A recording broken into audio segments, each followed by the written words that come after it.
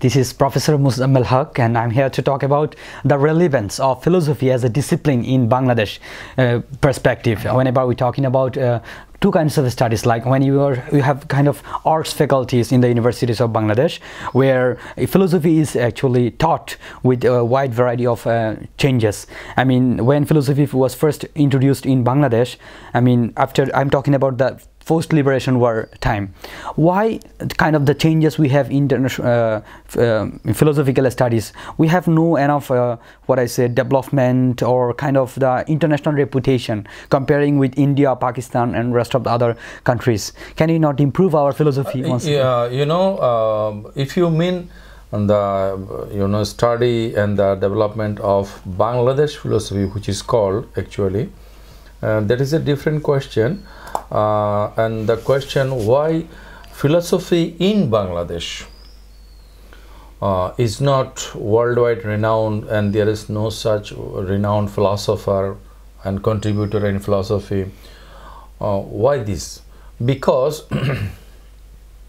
who is prominent philosopher from suppose India, worldwide renowned? Who is that?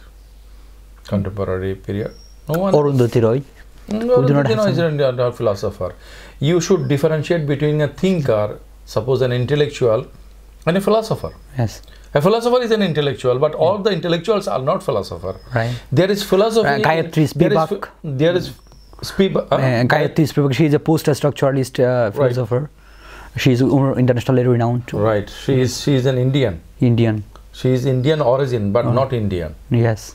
Okay. Had I been in Western countries, I could be I could have been a renowned philosopher, suppose. Yes. So Arundhati Roy or Spivak, or there is no name who is residing in India, in Pakistan, in Bangladesh, in some eastern countries, and who is a renowned philosopher. Yes.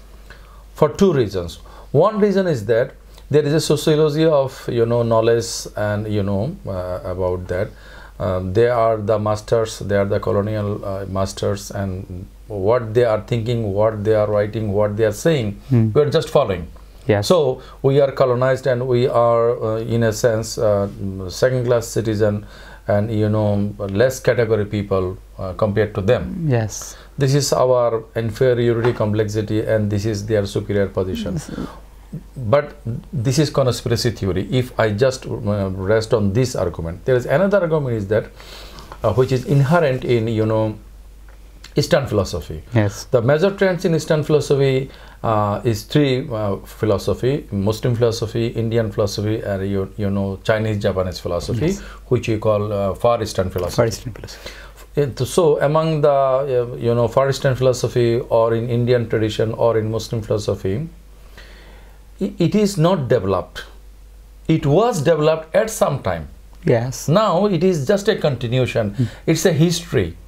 There is no analytic power in Eastern philosophy. Eastern philosophy is basically based on quest of salvation, spirituality, emotivism, and so many non-philosophical elements are strong in Eastern trends of philosophy. Right. So what should I say?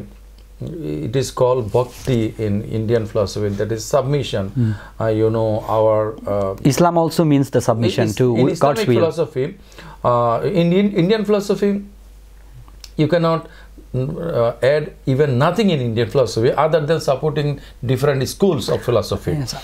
And in Islamic tradition, this is a very crucial question. Actually, I am a Muslim personally, and Islam is my religion.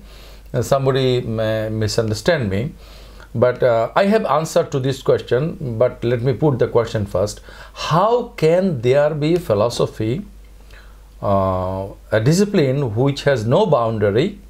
You cannot ask any question, and whatever you say, you must show proper argument for that. So how can there could be scope of such a discipline? Yes. In the framework of a belief system where Tawheed, that means the oneness of God, is the central. Yes. In philosophy, you can deny the existence of God. You can be an atheist, you could be an skeptic, you could be a free thinker, you could be an opportunist as well. Yes. Necessarily you won't be a theist.